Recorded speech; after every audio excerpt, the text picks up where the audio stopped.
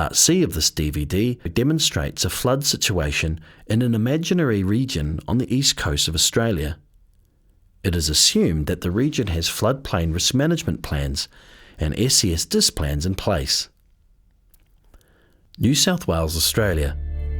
The Bureau of Meteorology has been closely watching a weather system that could possibly cause a significant weather event in northern New South Wales within a week. Hydrologists and meteorologists discuss the potential event. They have issued a flood watch for the Upper Coast region. It's about some upcoming weather. It's a very preliminary heads up. The intensities could change, but it's really, there's some consistency and persistence with the models. So in terms of your workforce planning and that, you might take that into account. At this stage it's too early to say exactly where the problems would be, but basically the models are showing a development of a trough system, and there is a lot of moisture around. So it really just depends how strong the synoptic situation is and what it develops.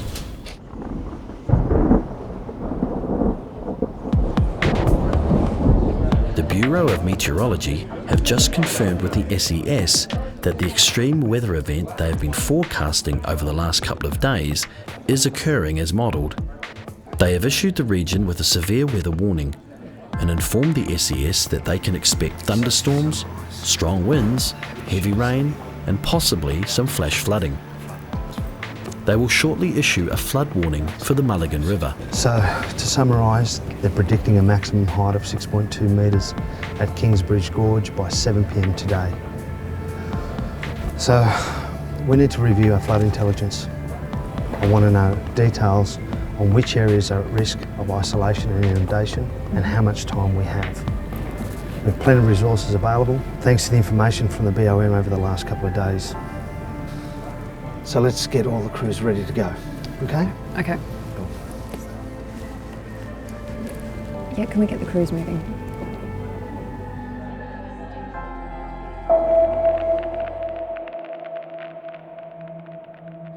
In terms of flash flood, our approach is to try and move more towards getting people to respond to the weather event itself rather than to flooding. So you can put telemetry systems in to detect when a river's actually started to rise, but that might still only give you 30 minutes to react, and that may not be enough. So really what we're trying to do is to emphasise in our education campaigns and in the information that goes out from the Bureau that severe weather is something that you really have to take seriously, and if you live in a flash flood catchment, you have to think about whether or not you should make preparations at the time of the weather forecast and perhaps even leave areas that are most at risk, because it'll be too late if you get trapped in the house once the water starts rising.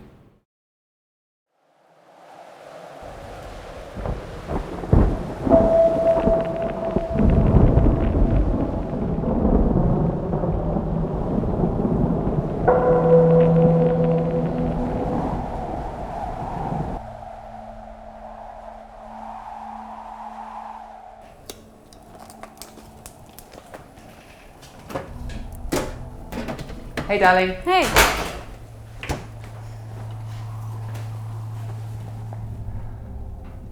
There's a chance we could even see moderate to major flooding across town as well. We are expecting widespread rainfall totals of 50 to 100 millimetres over the next couple of days across southeast Queensland and northeast Hey, Jane. New South Wales. Yeah? Looks like there's a big thunderstorm heading our way. In a 24-hour period, which is Yeah, it what looks we've fairly already wild out seen there. Over the last day. Flash flooding is a concern across parts of northeast And the New South possibility of Wales, some as flash well flooding as too, they're saying. flooding, of course, and there are numerous It's flood busy in watches town, and warnings in place at and Kim's son Greg has been building a levee bank to help protect the town and improve evacuation from rising floodwaters should they occur. Here. Aren't you going to work today? No, all done with the levy. So after 6 months without any time off, I thought I'd have a bit of a break. Right. I'll give you a hand for a couple of days if you want.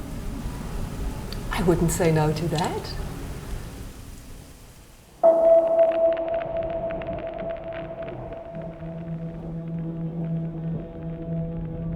Because of the educational campaigns recently rolled out by the SES and Council, residents are now more aware of what the Bureau of Meteorology's warnings mean and how best to prepare.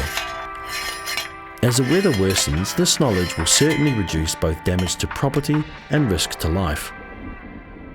Bureau of Meteorology have issued a severe weather warning for all coastal regions between Sydney and Port Macquarie, corresponding with a persistent east coast low.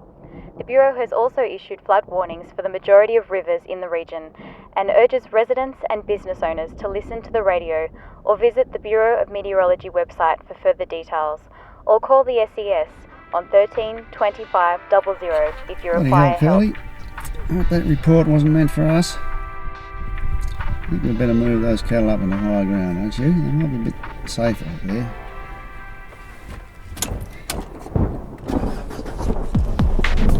With the rainfall information and a flood warning for the Mulligan River from BOM, SES officers are able to use their flood intelligence database to quickly gain an understanding of which areas within the Mulligan River catchment are at risk of being flooded or isolated. Considering the warning given by the BOM for the Mulligan River, we need to start door knocking the 25 properties immediately to prepare for evacuation. Good. Well, I'll keep you posted. Okay.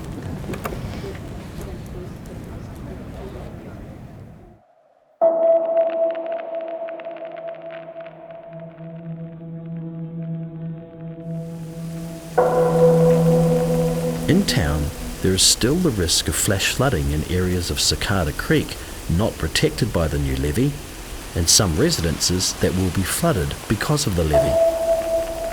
Within the structure, there are a number of floodgates that normally open to let rainfall runoff from areas above the levee run back into Cicada Creek. When creek levels rise, these gates are closed off to prevent the rising creek waters from surcharging into the areas above. As a result, any runoff is dammed behind the levee, and consequently several buildings will be partially inundated. A painful result for these residents, of course, however not even close to the devastation that would have occurred without the levee in place.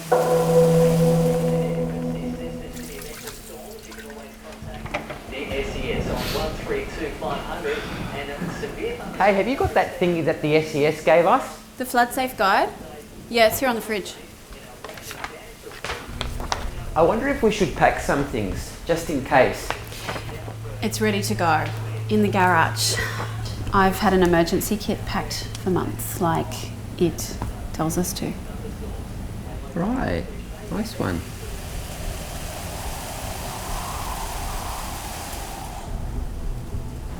There is a lot of rain falling out there. We'll get a decent rise out of Cicada Creek. A good thing you finished that levee. Yeah, well, it should do the job. Well, there's always a chance it'll get overtopped in a big event like this. You're still prepared, right? Yep. All the stock is off the floors as high as possible, and the insurance is up to scratch. Nice one. We should be all right, but you never know.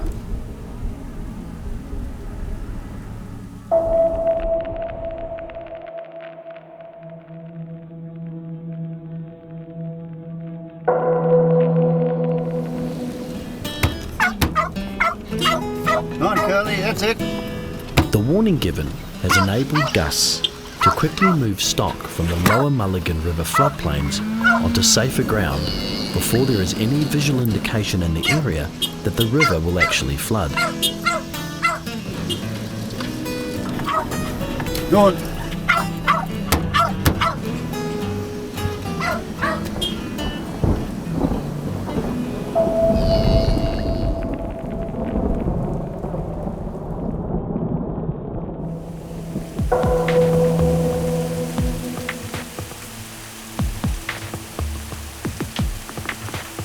As Cicada Creek continues to rise, the installed automatic water level recorder sends readings back to BOM, giving real-time data to hydrologists, who work tirelessly to keep any information coming out as accurate as possible. Our models are looking pretty good. That should make the SES reasonably happy. We're sticking with our forecast from yesterday. Okay, so can you put that warning out on that basis, and could you also discuss that with the SES? And I'll get onto one of the other models, and let's have a look at some of those other cases. In Cicada Creek catchment, Council has bought and removed 10 properties under the voluntary purchase program that were prone to flooding and were positioned either in alignment of the levee or outside of the levee protection area altogether. There are still residents, however, that are not altogether safe. Thank you. Once BDC, this is Sydney Northern Office. Okay, there are 15 houses that will be partially flooded and possibly isolated if Vale Road and Bathurst Roads get cut off. Now, Council's flood study of the area showed to be high hazard in terms of flow velocity and depth, so we need to get the evacuation of these properties done now. Also, there is another flood warning update for the Mulligan River. Levels have now reached 3.9 metres and still predicted to reach 6.2 metres by 7 p.m. this evening. So we need to get the evacuation underway. All right, I'm onto it. Okay, great. The evacuation will take around 2 hours, and the SES have 3 hours before Cradle Road is cut off and 25 properties are inundated. The time frame is still tight, and in addition to this pressure, the officers must also keep an eye on what to expect if this flood level goes higher than the BOM have predicted.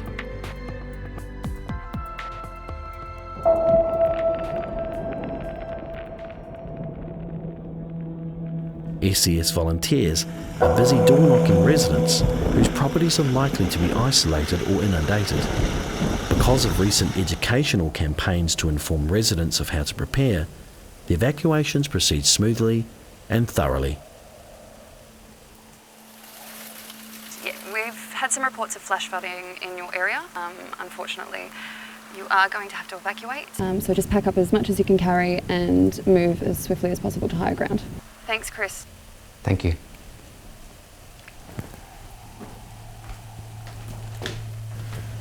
Okay, the SES are up at Vale Road and they want us to head up there now. They say there's a chance that we might get a bit wet and that we will definitely get cut off up there in an hour or so. They want us all out before the creek crosses the road. Okay. I'll just cut the power.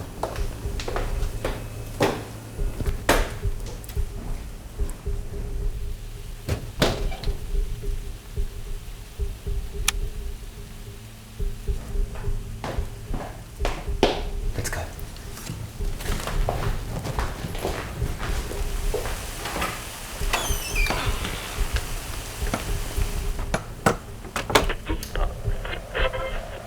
Severe weather warning in place for flash flooding and dangerous surf and hazardous weather. Wow, that sounds serious, doesn't it? It looks pretty ordinary too, Mum. I'm proud of you, son. You and your levy saved us. You were well prepared anyway, Mum. I don't think you would have lost a lot of stock. And your insurance is up to scratch. I think the shop would have been fine without the levy. But you can never be too prepared.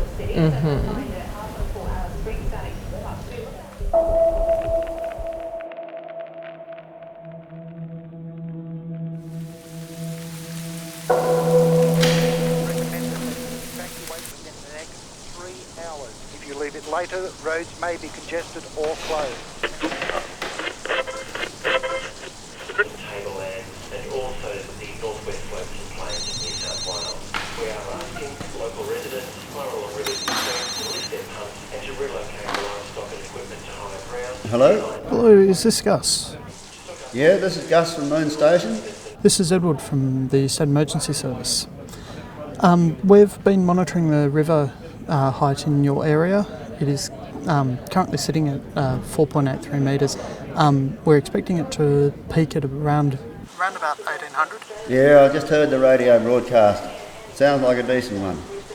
If you are wanting to get out, and I'd say it will be the preferable thing to do. Yeah. You'll need to be clear of of your property and the intersection of the main road and the show boundary by about 4:30 this afternoon, and move your animals up towards high ground and make sure they're secure. Just what I figured. Yeah, I've got all the livestock off the flat. They're all up in the high ground now. We'll head off shortly. Okay, thanks. Thanks for the call.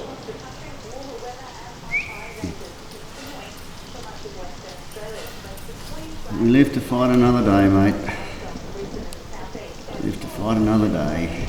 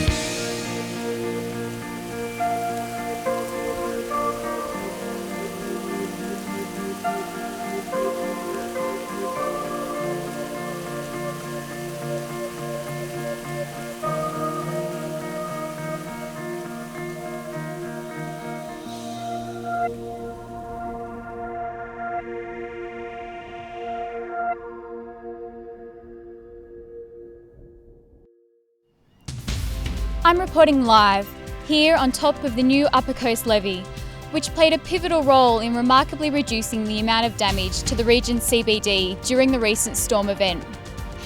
Joining me here is the Upper Coast Councillor, who is on the Council's FRMC.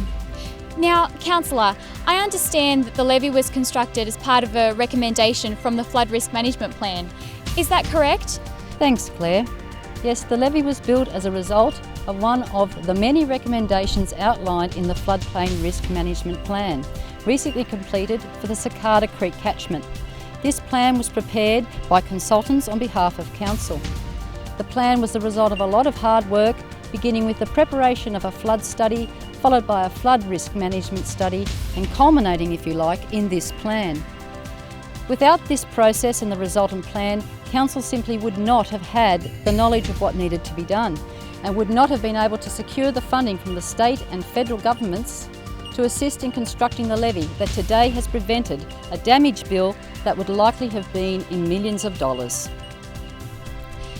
And Councillor, there has been much praise directed towards the local SES, who over the past day or so seem to be well ahead of the flood in terms of warning and evacuating people. Councillor, why do you think this was possible? Well, the SES worked very closely with a number of groups, including the Bureau of Meteorology, Council and other emergency services. And by being so proactive, the benefits to the community in an event like this are considerable. The more information the SES have, the more organised and prepared they can be, and the more warning time the community then receives before an event is upon them. Fortunately, in this region, the SES now have very good flood intelligence, and combined with very good organisation, well-trained volunteers and good resources, they really do save lives in times of trouble, as we have seen here over the past couple of days. Thanks, Councillor. And there you have it, a community saved by intelligence and proper floodplain risk management.